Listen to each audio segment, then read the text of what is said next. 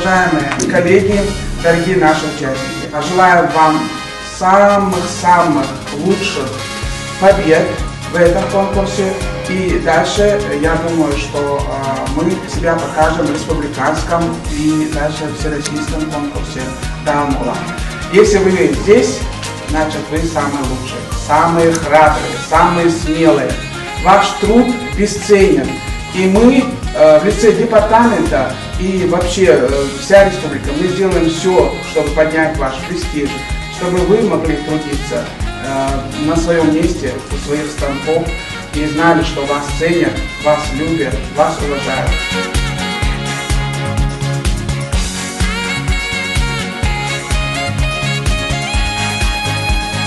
Конкурс – это все-таки настоящий праздник педагогического мастерства, творчества, свободы мысли, находок и открытий.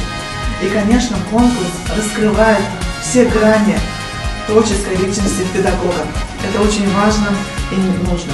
И, конечно, возможность общаться, делиться своим опытом и понимать, что профессия воспитателя, компетентность педагога дошкольного образования дает обществу понимание важности и необходимости России и Чеченской Республики.